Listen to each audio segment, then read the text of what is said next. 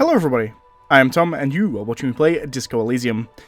In the last episode, we did quite a few things, but most notably at the end of the episode. Actually, we didn't do that much. We talked to a woman for like the entire time, to be honest, but as we were coming out and finishing, up here we saw that there is a locked bin owned by the hostel? I don't really know what this place is specifically. But we're going to go talk to Gart, to see if we can get a key to the dumpster to see if there's any evidence down there. Because that's something we can do right now relatively quickly. Oh, hello. You're new. I'll talk to you as well, I guess. Hello. Can I help you? Is the trash container out back yours? Mine? No, it belongs to the Whirling in Rags. Well, obviously that's what I meant. Thank you for clearing that up. Why do you keep the container locked? Why? To keep the hobos and drunks out. That's why. And the neighbors too. They put their trash there and they don't pay for the garbage company. I Makes thought sense. as much. And are you the only party with access to the trash container? Well, yes. Us and the garbage disposal company. It seems a little callous, doesn't it? Something stirs in you. No, it doesn't. Nothing stirs in me, and it's callous. It's not callous, it's common sense. Okay then. Maybe you're callous yourself. We need those keys. What do you need them for? It concerns the case. Please cooperate. Just bring them back once you're done, please. He takes keys from under the counter and hands them to you. So about the money I owe. Yes. Have you got it? How much do I owe A again? lot. A lot. For the room, drinks, and broken window, 130 real. I have your money. Well,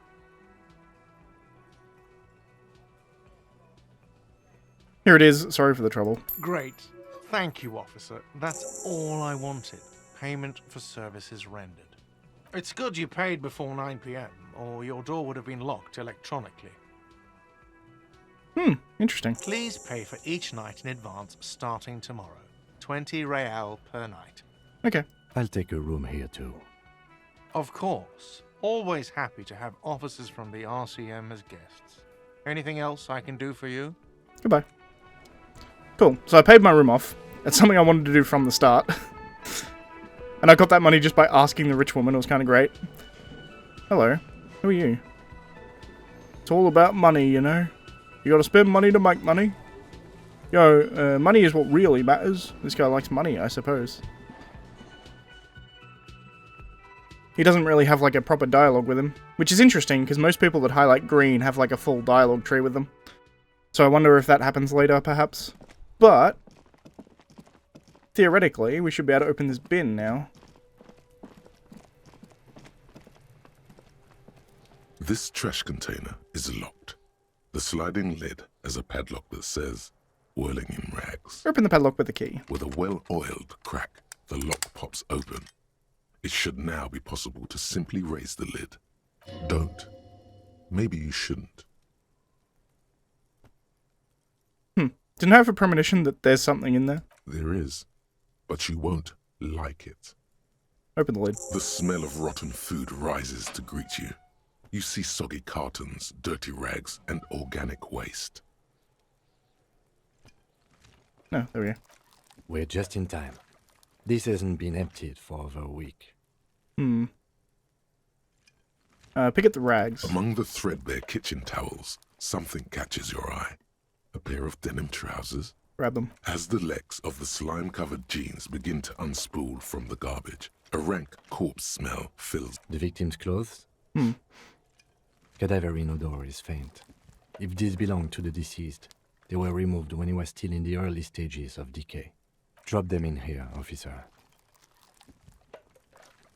Guitar marked blue jeans. Pockets empty or emptied. He wore them with a belt, too. A white belt. The loops appear stretched, but the belt is missing. That's it. Do you see anything else in there? I have another bag here. Something slimy catches your eye. Reach for it. A drab, long-sleeved shirt, olive-colored, appears from the food waste, dripping with pus. Bag the shirt. This is a military-type overgarment. No label or serial number. This is the kind of rib-knit shirt that's worn over light armor to conceal it in an urban scenario. Interesting. Anything more? Very interesting. The rest of the rags are just kitchen variety waste. A yellow old mug that catches your eye. I threw out Other than that, towel, a mug, that's all. All right. We should go to Gart again and ask if he knows who put the clothes in the trash. It could be as simple as someone from the hostel cleaning the yard. Or that one. I'd advise against confronting that force. You think someone from the whirling rag might have been involved, maybe? Not really. All we know is the victim's clothes are in the trash, the lid was locked, and his establishment had the key. It's just a small loose thread. Okay. the lieutenant nods, then looks back into the trash container. Look under the boxes of cotton. You see milk and egg rest with one broken egg in it, some pasta wrapper. Picking up the soggy packages somehow feels familiar. Ugh. A box falls into That's pieces in unfortunate. your hands. Batiste Soleil cereal. There are plastic pasta packages below, and turbo noodles. Nothing of note, however. Search the food waste. It's just organic waste, cold and slimy on your hands. Apple and potato peels, mostly. Unidentified sludge, and the occasional chicken bone thrown in for good measure. But hey, nothing. It's nothing. Nothing more to see here. What's this? What? A blue piece of plastic sticks out from the apple peels. It's shiny. Looks like the corner of something. Pick it out. They look badly damaged, but you can still make out forms and notes, written in a man's handwriting. A clipboard, a blue plastic clipboard with moist paper hanging from it. They look badly damaged, but you can still make it. Officer, is that your paperwork? I don't know what this is. It is. Look, the plastic has the RCM street grid on it. You've even got an autopsy form in there. If you don't mind me asking, how did this get in the trash?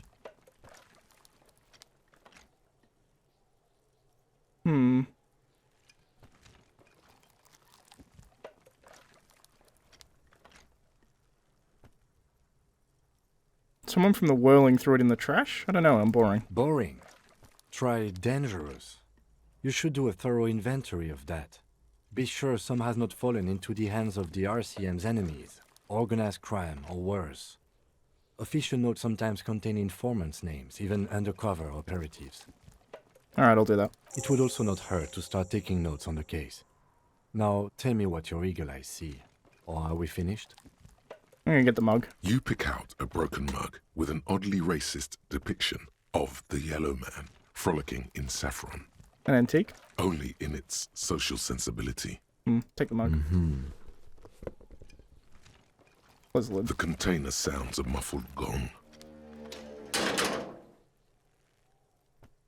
That's one thing off the list. I think we got it all. Well, we searched the trash. That's something, I suppose. I'm gonna go back and talk to Gart. I could talk to the kid, I suppose, but honestly, he's kind of useless to talk to. Alright, we have, what, 2 more skill points, I guess, is what this is saying. I'm tempted just to level up my visual calculus to, like, ludicrous levels. But at the same time, there's other parts of me that I really need to level up. Like, my perception I want to get a lot higher as well, probably. Because that goes with visual calculus really well, right? And currently it's super low. So if I can get really high perception and really high visual calculus, I'll be able to notice things and then analyze them, right? That seems to make sense to me, at the very least. So I'm going to level up perception twice. So it's at least average now, it's not crap. And I'll probably put, like... Probably get this up to 4 or 5, and then start bumping visual calculus more. I mean, I know there's a lot of things I can level up in here, but I feel like hard focusing is the way to go. I don't know why I feel that, but I do. I feel like hard focusing is the way that you actually get things done in this. This here. Oh. What is the interact button? Just left click, isn't it?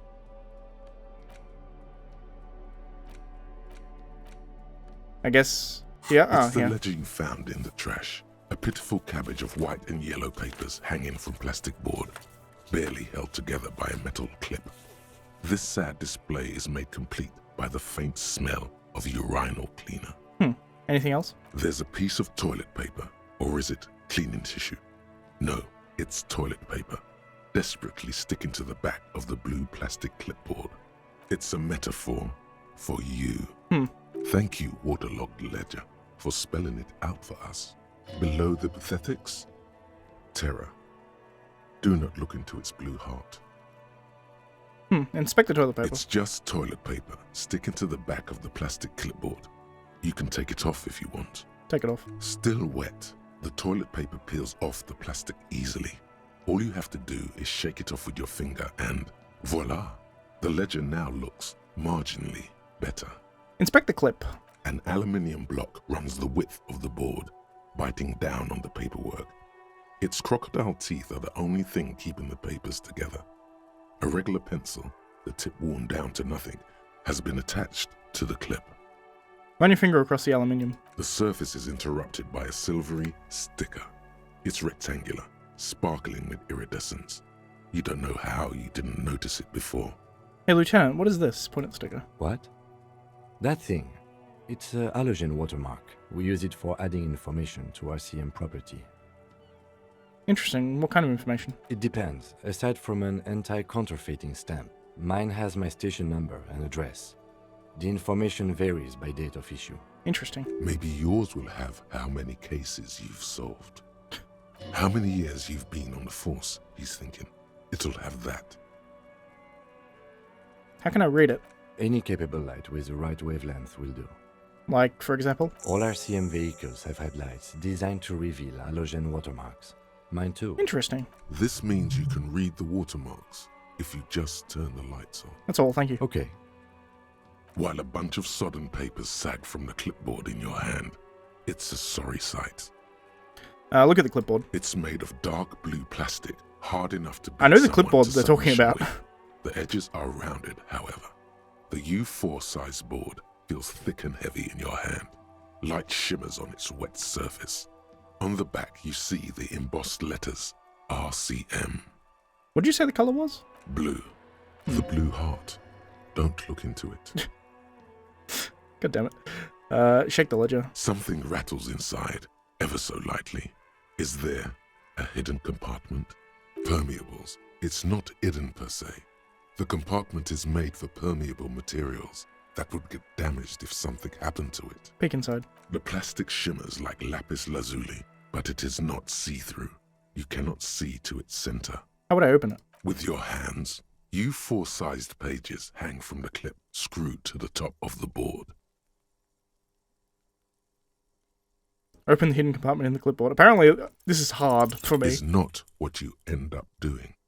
You squeeze the plastic to slide it open, but nothing happens. The ledger quivers in your hand. As it shakes, the pages rustle. This pathetic mess suddenly afraid of you for some reason. Smell the ledger. The acidic stench of rotting food is rubbed off on the cellulose. It now forms the base of the experience. Interesting. This base surrounded by a faint air of spoiled meat, the stuff of death itself, and then sprinkled liberally with the citrus zest of toilet cleaner.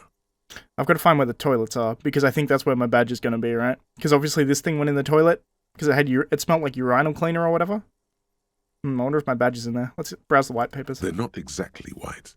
They're yellowed in patches by sunlight and alcohol, and covered in dense blue handwriting. Ink escapes into watercolor patterns, reaching its tendrils across entire pages. The paper itself is checkered, with faint red lines, forming short paragraphs. Once in a while, there's a red stamp that exclaims, "Case files commit to paper." The case files themselves are plenty. You count more than 100 sodden, crumpled up, earmarked pages falling apart in your hands. They appear to be sufficiently organized and extremely dense, if mostly illegible. What's in there? What are they about? Work, strife, poverty, the Jamrock Quarter. These are handwritten logs of investigations dating back to January 51, this year. The exact number is hard to estimate, due to missing pages and an odd naming convention. but there are at least 20, maybe 30 cases undertaken, not completed, mind you. It's the middle of March. You have attempted 2 cases a week on average. Is 2 cases a week a good caseload, Lieutenant? Huh? 2 complex cases to undertake is a lot, yes. You really have to push yourself. I would not suggest it, lest you start making mistakes.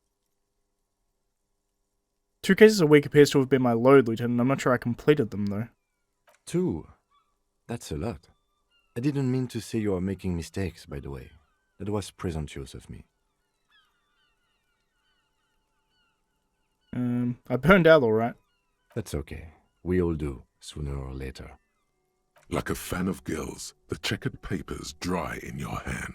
The handwriting is extremely dense, if mostly illegible.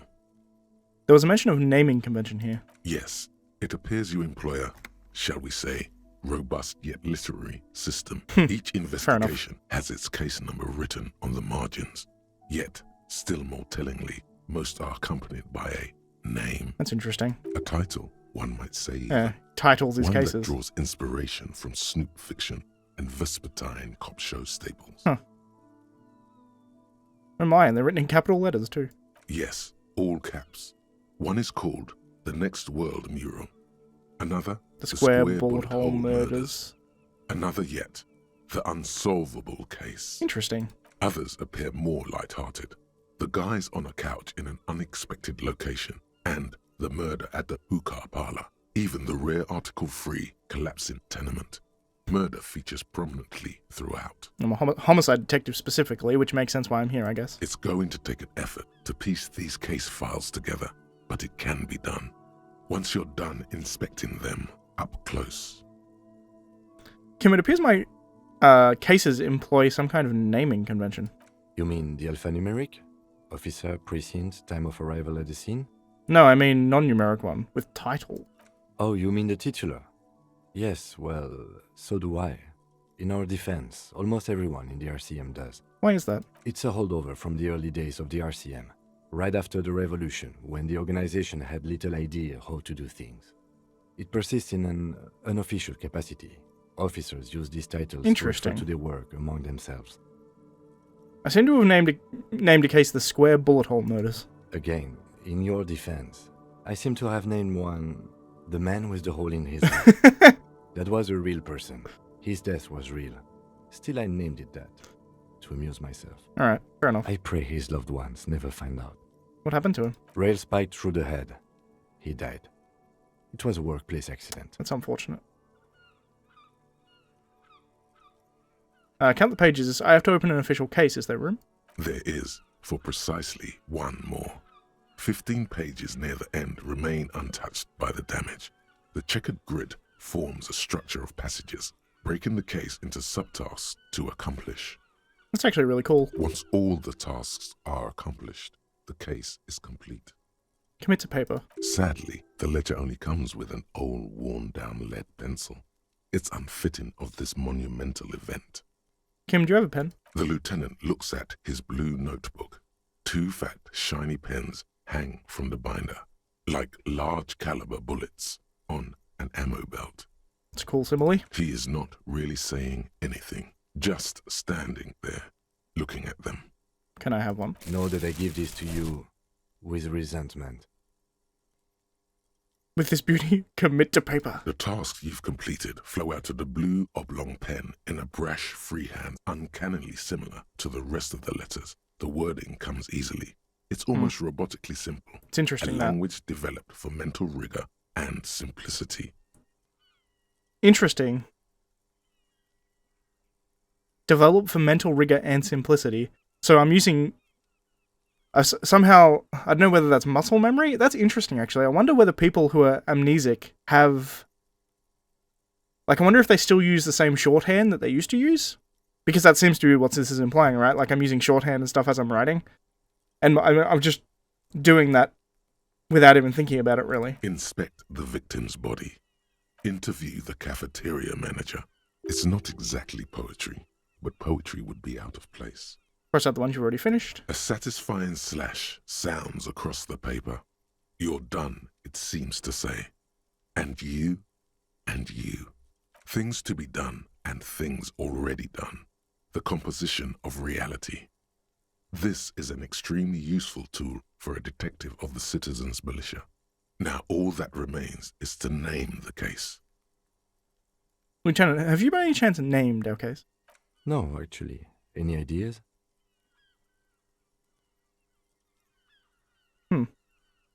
The Furies are at home in the mirror. Furies. Yes, well, I don't know.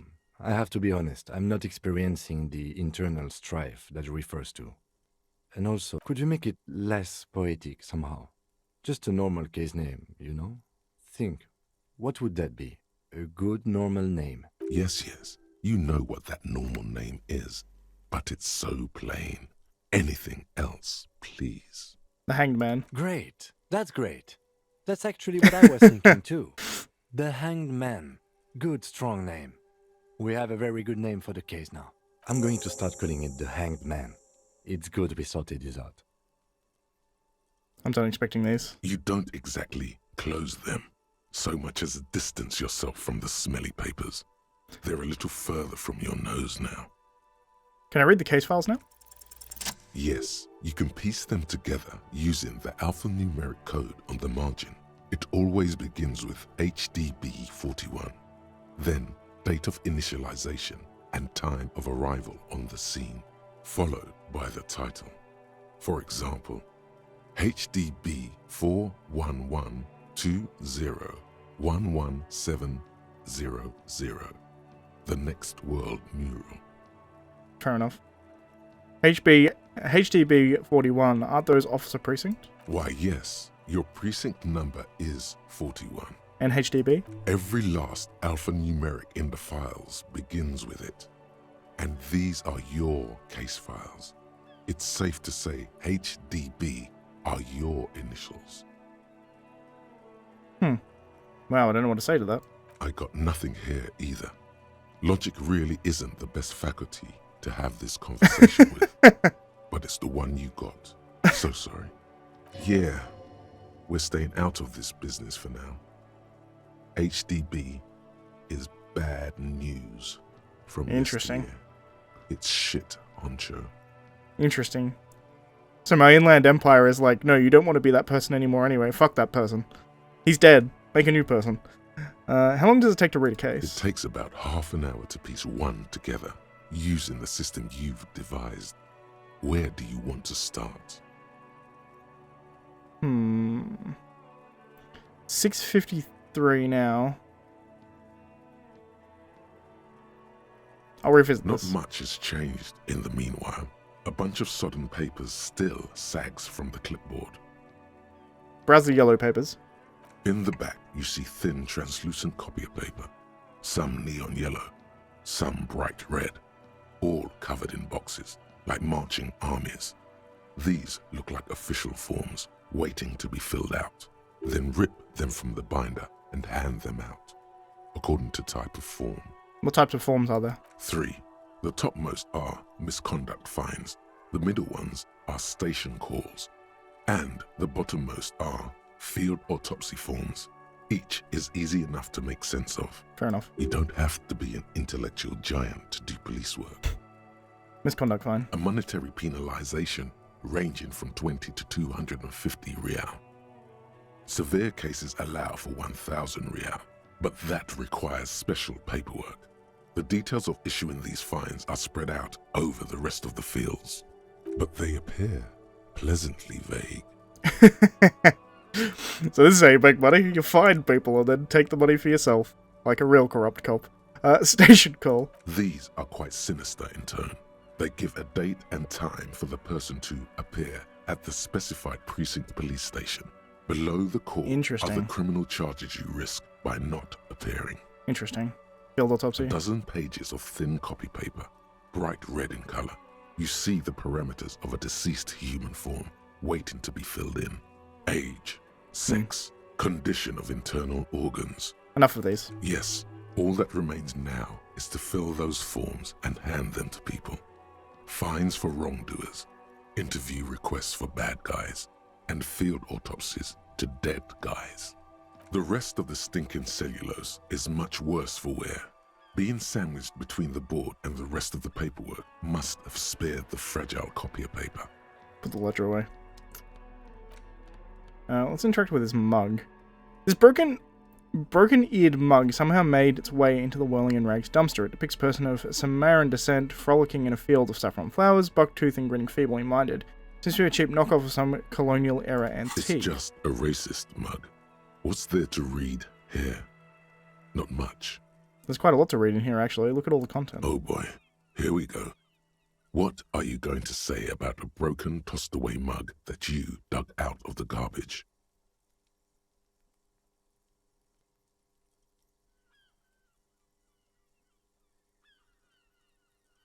Jesus. An example of prejudice, I'm going to use an example of what not to do. But it was in the trash. Why not just call it out when you see it? Or do some volunteering work. Just finish your case, detective. He makes a fair point. What is this? Blue oblong pen? Ah, I got a pen. Cool. Good to know.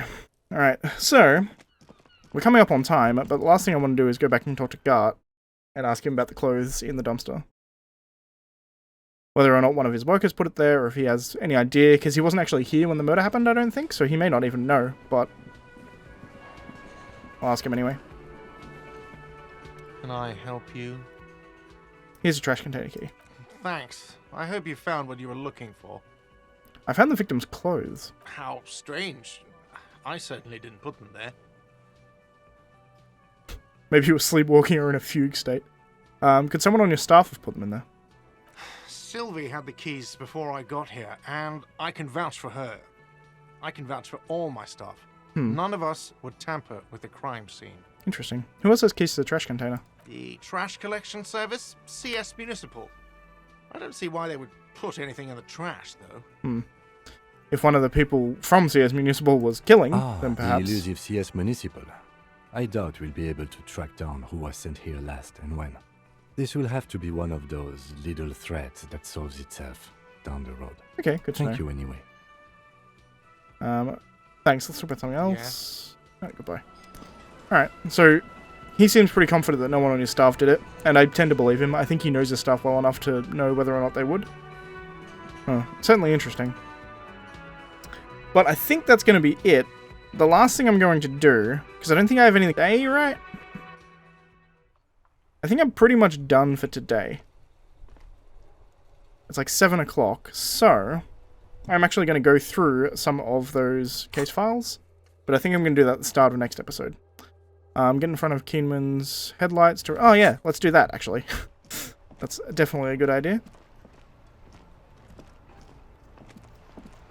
Inside, you see a set of steering levers, a radio microphone, a pull-out toolbox, and the soft glow of the fuel preheater gauge. Kim, how do I turn on the headlights? Alright. Ready? I turn, you press start. It's next to the preheater. Press engine start. The dashboard lights up with orange glow. The rounds per minute gauge jumps, and the engine of the Caprice Canema comes to life with a whiny growl. Press the button labeled headlights. The lights unfold with a little click, casting electrical light onto the ground before the vehicle. There you go. I'll turn them off from the remote once you're done. We just need to stand in front of the machine now. Alright, close the door.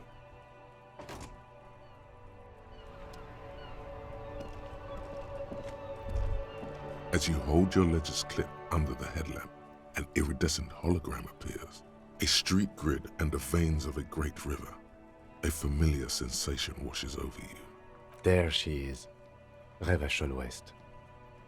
Note of pride in his voice. Around the borders of the watermark are dozens, no, hundreds of micro-perforations. Look at the shimmering straight grid. The rectangular watermark is overlaid with the logo of the RCM, and yet the major arteries of Revachol are all recognizable. They shimmer in the Canema's headlights. Wait, look around you. You catch a faint glimmer from a broken beer bottle in the distance. Sounds. 2 men engaged in a drunken argument. followed by the closing of some distant window. Ah, Martinez at night. Where are we on this? Let me see. Right here. Some of the coast jutting out from the Great Ocean. I'm sure I've seen worse. Oh yes. Coal City. Le Royaume. The burnt-out quarter. Look at the perforations. There are many of them, and they are divided into 3 separate rows. Tally up the different rows. The first row has 18 dots. What about the next one? The next is the longest. It runs all the way around the border, and then some. Count them individually. You count 216 perforations. Considering that nice, large number, a wave of pride washes over you. Though you can't say why, precisely. Interesting. What about the last row? The last row has 3 perforations. 3, that's it. That's it. Kim, what do these holes mean? Point to the dots on the watermark. Those are perforations. They represent your record as an officer of the RCM. They are your statistics, as it were. I should have guessed you'd keep a record. Officers often do. Let's take a look. Alpha male officers who are proud of their numbers often do. It's meant. The first row represents your years of service. 18 years. Okay, not bad at all. What did you do before you volunteered? Do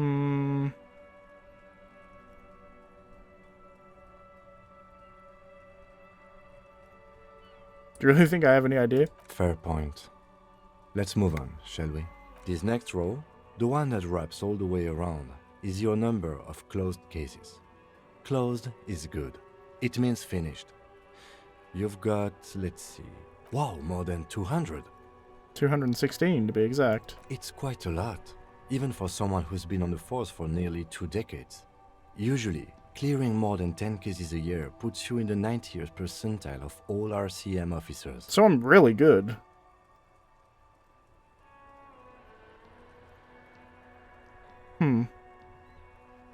I used to be good. That's some solace, I guess. What about the last number? Right. Those are your confirmed kills. You've got precisely 3 perforations there.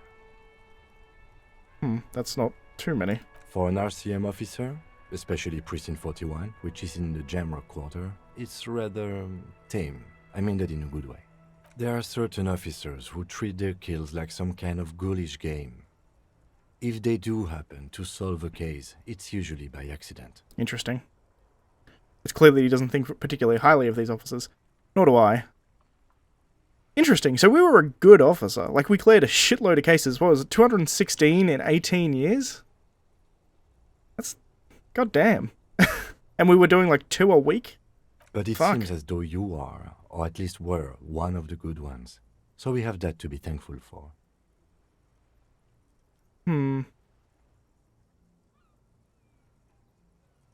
How do you handle the strain? Everyone has their own method of coping. Some more effective or self-destructive than others. Yeah. Personally, I find it helps to keep up a few hobbies. Like what? Oh, this and that. Let's not get into it now. Maybe I should find a hobby. Anything's better than annihilating yourself with drugs and alcohol. Probably true. It's meant in earnest. Please don't mistake it for a jab.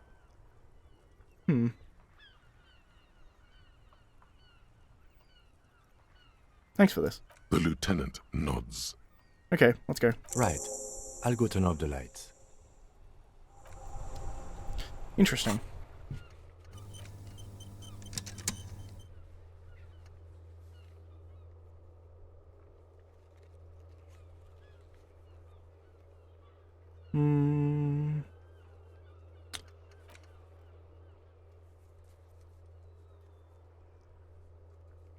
I can go talk to Kuno. So we're sitting at 34 minutes, probably going to be the end of the episode. The only thing I want to do now is I want to go and sell some shit, if that's at all possible. I'm going the wrong way to sell some shit. Need to go this way. Because I do have like a few pieces of clothing and things that I can sell, and doing so is useful, because I need 20 real, otherwise I get kicked out of my hotel room. So that's a thing. But other than that, it's probably going to be the end of the episode. So if you like the video, please leave a like. If you're not subscribed, please consider subscribing. As always, thank Hello you for again. watching, How can I help you? and I shall see you next time.